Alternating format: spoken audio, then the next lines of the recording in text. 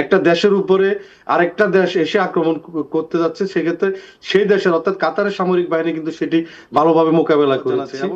হ্যাঁ, আপনারা জানেন যে মধ্যপ্রাচ্যের যে সংকট সেটি আসলে বর্তমানে কাতারের যে পরিস্থিতিটি, যদি আমরা যেহেতু কাতারে আছি, কাতারের বিষয়টি নিয়ে বলছি যে যেদিন ঠিক অর্থাৎ 28 তারিখ যখন ইরান আক্রমণ হলো,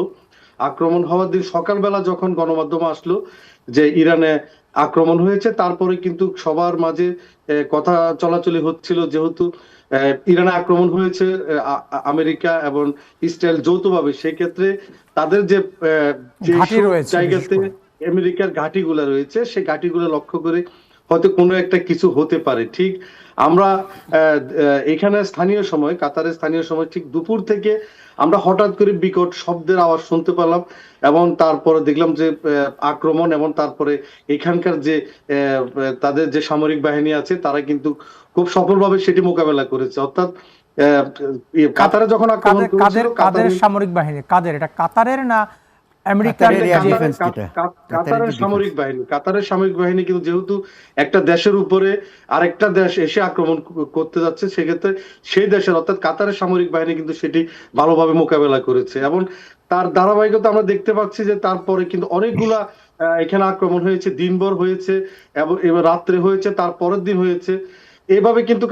আজকে চতুর্থ দিন চলছে। অর্থাৎ আজকে দিনে কিন্তু তেমন বড় কোনো আমরা কিছু শুনতে পাইনি, যদিও সকাল বেলার দিকে অর্থাৎ আজকে ভোরের দিকে কিন্তু অনেকগুলা ড্রোন হামলা এখানে হয়েছে, এবং সেটি এখানকার প্রতিরক্ষা বাহিনী কিন্তু সেটি অনেক ভালোভাবে মোকাবেলা করেছে। আরেকটি বিষয় যদি আপনাদের জানিয়ে রাখি, এখানে যারা আমাদের যে প্রবাসী বাংলাদেশি আছে তাদেরকে, অর্থাৎ শুধু প্রবাসী বাংলাদেশি না, অভিবাসী, বিভিন্ন দেশের যে অভিবাসী কাতারে বসবাস করছে, জানেন যে কাতার সরকার ইতিমধ্যে বলেছে যে সবাই যেন নিরাপদে থাকে, যার যার সেফটিটা সে নিজেই রক্ষা করে, এবং বাহিরে ঘোরাফেরা করার জন্য কম বলেছে। অর্থাৎ বিভিন্ন দেশের যে অভিবাসীরা আছে, সকল দেশের যার যার দূতাবাস আছে, তাদের দূতাবাসও কিন্তু তাদেরকে সতর্ক করছে। বাংলাদেশ দূতাবাসও আমাদের, যেহেতু এখানে প্রায় 4 লাখ 4.5 লাখের মতো